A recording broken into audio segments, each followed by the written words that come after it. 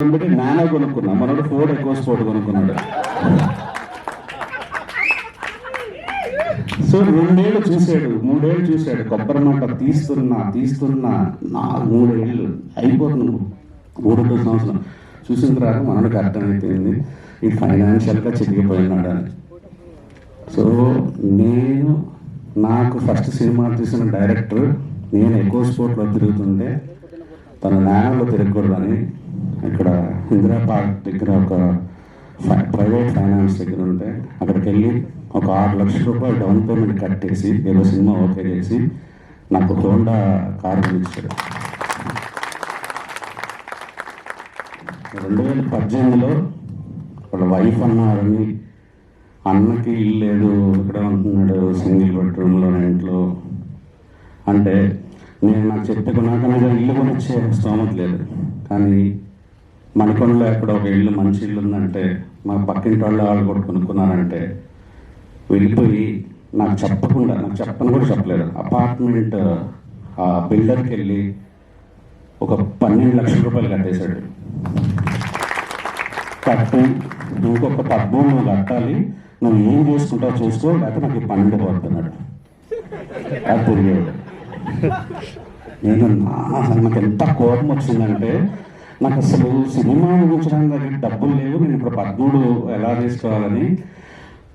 కానీ అప్పుడు కొనుక్కున్నాను, ఇప్పుడు అది 2 రెట్లు పెరిగిపోయింది. నేను కొనుక్కున్న ఆ రోజు కొనుక్కున్న ఇల్లు. ఎక్కడ ఎవరు పెద్దోడు ఎవడు చిన్నోడు అసలు ఏం ఉండదు. నాకు బేబీ వచ్చి నేను లేచాను, తను కొద్దిగా తగ్గినట్టు ఉంటుంది. రేపు నేను పడతాను, నాకు సంపు ఉన్నాడు అంతే.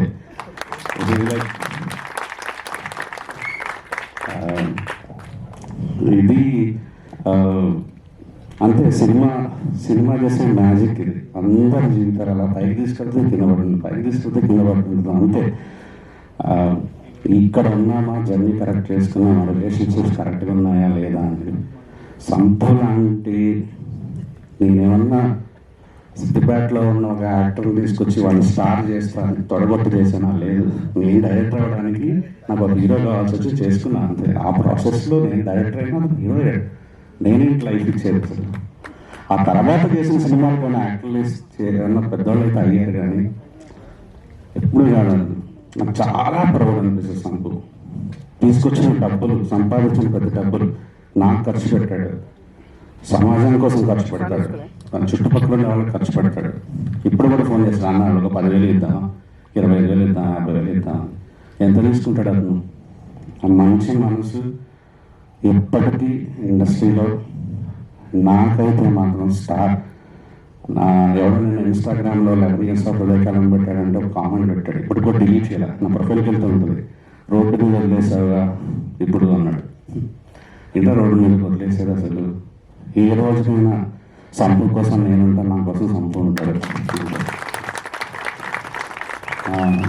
All the best. ప్లీజ్ మీడియాకి రిక్వెస్ట్, చిన్న సినిమా గట్టిగా పుష్ చేయండి. కావాలంటే ఎస్కేఎన్ గారి స్పీచ్ అవి ఏంటి ఇప్పుడు తెలుగు నేర్చుకోవాలి ఏదో చెప్పారు కదా. మామూలుగా ముంబై అమ్మాయి ఇంకొకరు ఫైర్ అయిన తెలుగు నిర్మాత. మరి రేపు మీరు ముంబైలో సినిమా తీస్తున్నారు కదా, హిందీలో మాట్లాడతారా? ఇలాంటివన్నీ కళకి భాష భయం లేదు. వైరల్ చేయండి ప్లీజ్ దయచేసి. Thank you so much.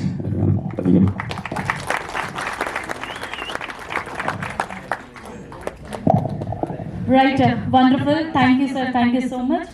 Cannes Entertainment banner lo మన ముందుకి April 25th థియేటర్స్ లో వరల్డ్ వైడ్